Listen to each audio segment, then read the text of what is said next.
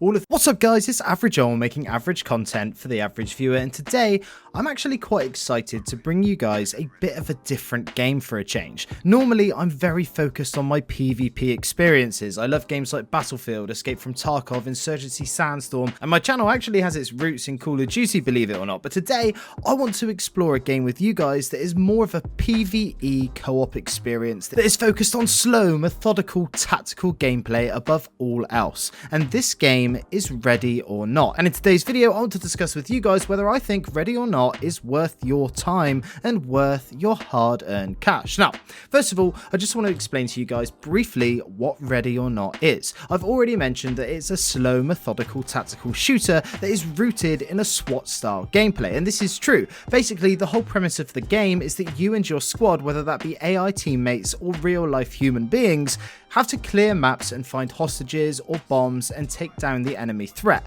very much like the SWAT teams would do in real life. Around each corner could be an extremely deadly enemy or a civilian that you will get punished for if you kill them. Now look, I know that the fact that this game is currently only PvE might turn some of you off, and to be honest, the reason that I didn't buy this game when it first dropped a couple months ago was because I was like, well, how much fun can I really expect to get from a PvE only experience? And my god, was I wrong. This game is so tense and so fun that the way that it makes you feel honestly rivals games like Escape from Tarkov in terms of the intensity of each round. Now, the way that the game has replayability is that there is about 7 or 8 different maps, and within those maps are different game modes such as hostage modes, bomb modes where you have to secure evidence like drugs and guns, all that sort of stuff. And the thing is, every time you complete one of these game modes, you'll be given a rank, whether that be S tier for the best or an F if you absolutely suck. Now, to put this into perspective, currently I've played this game for about 5 or 6 hours. I know that it's not the longest of time, but it was enough for me to feel like I had a good grasp of the game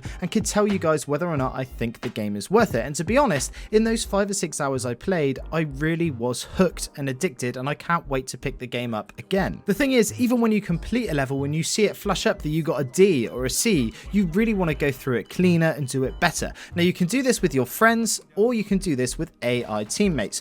Personally, I've only ever played with AI teammates because, well, to tell you the truth, I don't have any fucking friends to want to play this game with me. However, I can see that when you do play this game with friends, it is going to be so much fun. If you want to check out some gameplay like that, I would really suggest checking out Karmakut's channel because he has some absolutely awesome tactical CQB videos on Ready or Not for you to check out. But that's not the point. The point is, if you're a solo player and you want to play this game, I'm going to tell you 2 things. First of all, yes, it can be fun. You can have a hell of a lot of fun with Ready or Not on your own. You can tell your AI teammates to go and stack up on doors, and they're really intelligent. They don't get in your way. They can clear rooms for you whilst you breach another room. They can check under the room with the mirror guns, all that sort of good stuff. However, if you want to play it a little bit more hardcore, you can just tell them to wait in the spawn area and you can go through the whole map on your own. I have tried this and, well, to say the least, it didn't exactly end well. Nevertheless, I do feel like the more you play this game and the more you get to work out where everything is and the way that you can attack different angles, playing solo can be a very viable playstyle.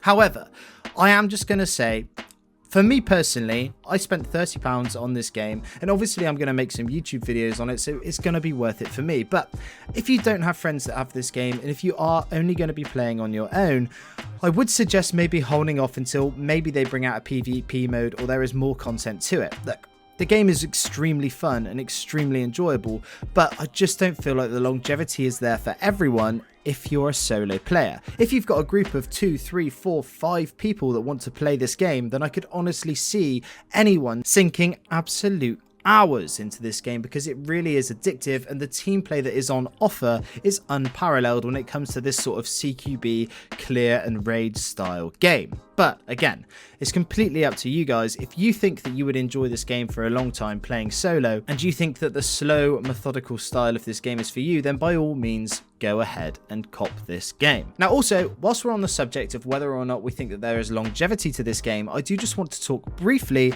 about the progression system and the customization system. First and foremost, the progression system at the moment at least, is completely non-existent. You don't rank up your soldier, you don't unlock new attachments, you can't unlock new guns. All of the guns and attachments and the gadgets within the game come unlocked already from the first instance, so if you're the sort of player who likes to sink into a game and progress through the game and gradually unlock better items and get rewarded for your efforts, then honestly this game at the moment isn't going to be for you. The real meat and potatoes of Ready or Not is going to be playing with friends, squadding up and taking on these challenges together. And to be honest, if you're spending 30 quid on a game, it is quite a tall ask for there to be no progression whatsoever, so I would understand some people who don't want to buy this game at the moment.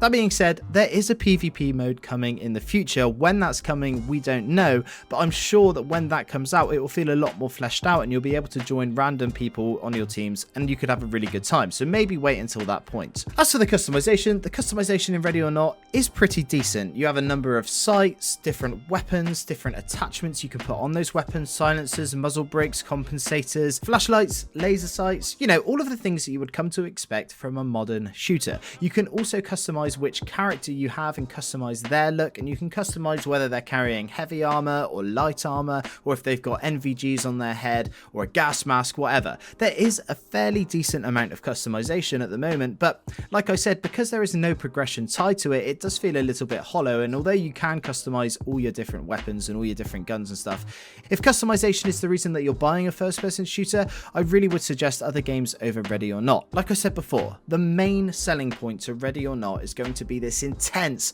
high-stakes co-op experience, and if that isn't for you, then I really don't think that Ready or Not at the moment is worth your money. Now finally, I do just want to glaze over a few other points that I think will be of notice. First of all, I want to talk about the performance. DLSS is in Ready or Not and it works absolutely amazingly. For example, I'm running a 2080 Super in my rig and I'm able to pull upwards of about 150 to 200 frames in any given situation whilst I'm playing Ready or Not. Now, I'm not going to go too much into detail when it comes to performance because I'm a little bit retarded when it comes to technology like this, but I will say that the game feels smooth, it looks great, and it is a really well performing game. Now on top of this, I do know for a fact that there is an incredible modding community that are currently working on Ready or Not, and they've already released a hell of a lot of new mods for the game. So if modding is something that you're into, you'll be able to get a lot more weapons, a lot more attachments, different maps and all that sort of stuff, and I really do think that if you do like modding your games and playing with a big group of people,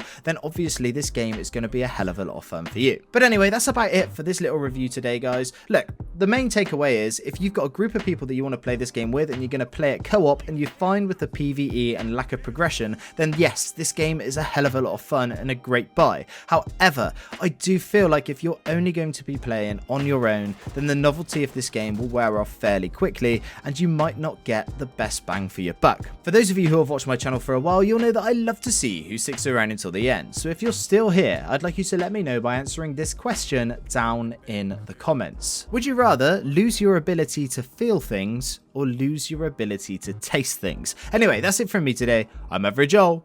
Peace.